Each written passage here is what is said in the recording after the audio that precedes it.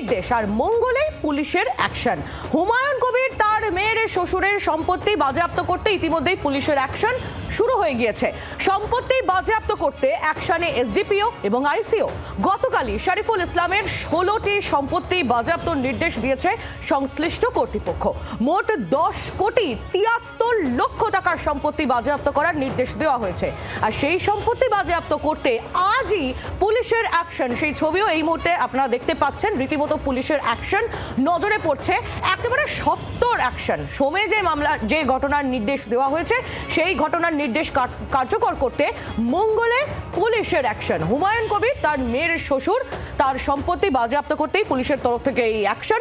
সম্পত্তি বাজেয়াপ্ত করতে অ্যাকশনে এসডিপিও, আইসি। গতকালই শরীফুল ইসলামের 16টি সম্পত্তি বাজেয়াপ্তর নির্দেশ দিয়েছিল সংশ্লিষ্ট কর্তৃপক্ষ, যার মোট ভ্যালুয়েশন অর্থাৎ মোট অর্থ, সেই সম্পত্তির মূল যে বাজার অর্থ তা হলো প্রায় 10 কোটি 73 লক্ষ টাকা। আর এই এত টাকার সম্পত্তি বাজেয়াপ্ত করার নির্দেশ দেওয়া হয়েছিল সংশ্লিষ্ট দপ্তরের তরফ থেকে। আর সেই সম্পত্তি বাজেয়াপ্ত করতেই আজ পুলিশের একেবারে ভরপুর অ্যাকশন। সেখানে গিয়ে পৌঁছে যান এসডিপিও, পৌঁছে যান আইসিও। রীতিমতো সেখানে একটি ব্যানার লাগিয়ে দেওয়া হয় যে এই সম্পত্তি সেটা ফ্রিজ হতে চলেছে। অর্থাৎ শরীফুল ইসলামের তার 16টি সম্পত্তি বাজেয়াপ্তর নির্দেশ আজ থেকেই কার্যকর করা শুরু করে দিয়েছে সংশ্লিষ্ট কর্তৃপক্ষ। পিয়ালি মিত্র আমাদের প্রতিনিধি একেবারে সরাসরি আমাদের সঙ্গে রয়েছেন। পিয়ালি, কি আপডেট?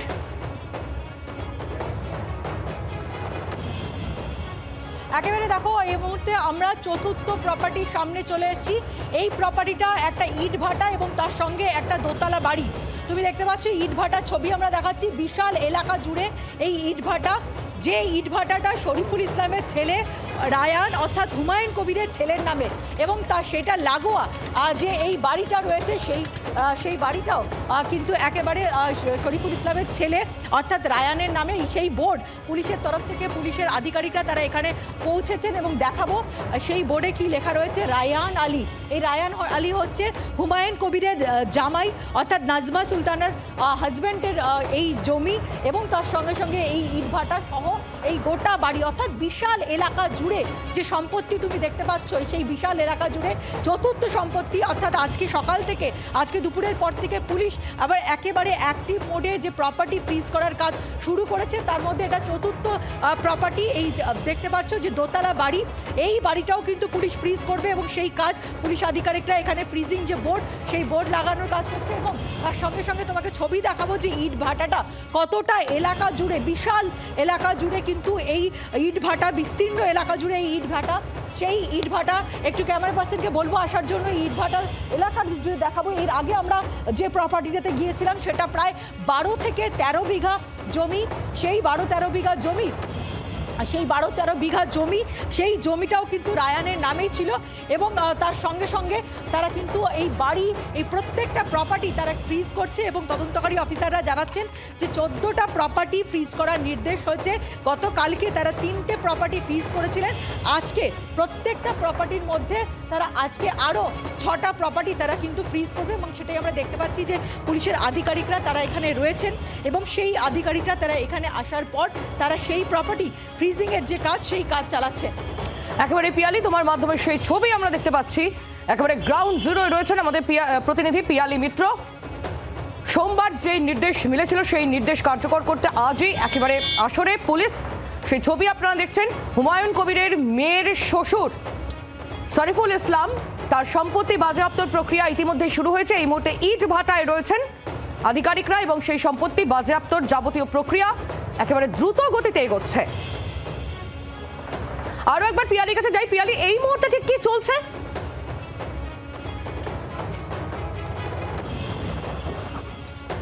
দেখো, ছবিটা তোমাকে দেখাচ্ছি, একটা দোতলা বাড়ি, এবং সেই বাড়ির সামনেই পুলিশের আধিকারিকরা মুর্শিদাবাদ পুলিশ ডিস্ট্রিক্টের যে বোর্ড ফ্রিজিং অর্ডার যেটা বের হয়েছে গতকালকে, সেই অর্ডার নিয়ে তারা এখানে পৌঁছেছেন। এবং সম্পত্তিটা যার নামে রয়েছে রায়হান আলী, তার বাড়ির সামনেই এই যে বোর্ডটা সেটা লাগিয়ে দেওয়া হচ্ছে। এবং প্রত্যেকটা প্রপার্টির ক্ষেত্রেই কিন্তু পুলিশ একই জিনিস করছে, যাতে কোনোভাবে এই প্রপার্টি, যেহেতু সরকারিভাবে একেবারে আদালতের নির্দেশে সেটা ফ্রিজ হয়েছে, ফলে এই প্রপার্টি যাতে কোনোভাবে বিক্রি করা না যায়, লিজ না দেওয়া যায়, হাত বদল না হয়, সেই জন্য কিন্তু সরকারিভাবে একেবারে একেবারে ফ্রিজিং অর্ডার সেটাকে এখানে একেবারে লাগিয়ে দিয়ে যাওয়ার যে কাজ সেটা কিন্তু তদন্তকারী অফিসাররা করছেন। এবং আমরা এখনো পর্যন্ত আজকে পুলিশের সঙ্গে দেখলাম 4টে প্রপার্টি তারা এখনো পর্যন্ত ফ্রিজ করলেন, তার মধ্যে 3টে প্রপার্টি তার ছেলে অর্থাৎ শরীফুল ইসলামের ছেলে বা দুটো শরীফুল ইসলামের ছেলের নামে রয়েছে, একটা শরীফুল ইসলামের এবং একটা হুমায়ুন কবিরের মেয়ের নামে রয়েছে এখনো পর্যন্ত এই সম্পত্তি।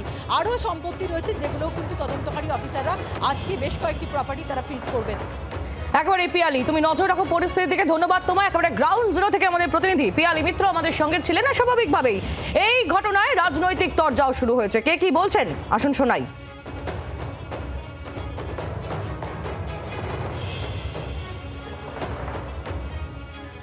পশ্চিমবাংলায় পুলিশ যেটা করে বেশিরভাগ রাজনৈতিকভাবে প্ররোচিত হয়ে করে। তো যদি অন্যায় করে থাকে তো নিশ্চয়ই তার ব্যবস্থা নেওয়া উচিত। কিন্তু হুমায়ুন কবির প্রশ্ন তুলেছেন, আওয়াজ তুলেছেন সরকারের বিরুদ্ধে বলে তার পরিজনের বিরুদ্ধে পুলিশ ঝাঁপিয়ে পড়বে, এটা গণতন্ত্রের মধ্যে হতে পারে। তারা হচ্ছে ড্রাগ ডিলিং এ যুক্ত আছেন।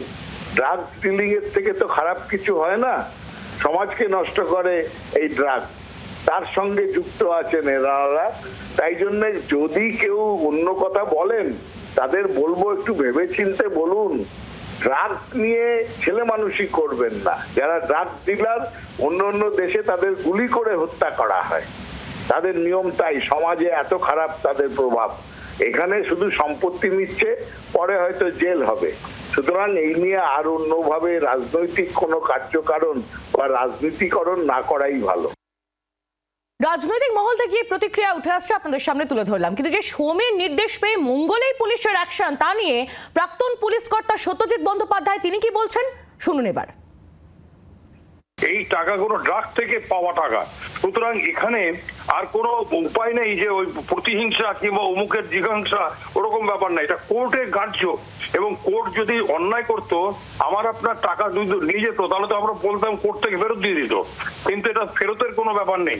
এটা এনফোর্সমেন্ট ডাইরেক্টরেট প্রমাণ করে দিয়েছে কোর্টে যে এগুলো ইললিগাল মানি, ইললিগাল ব্যবসা, এবং নানা রকম রাজনীতির নানা রকম পলিটিক্যাল পার্টির নাম করে এরাই এমএলএ হয়, এরাই এমপি হয়, এরাই মন্ত্রী হবে।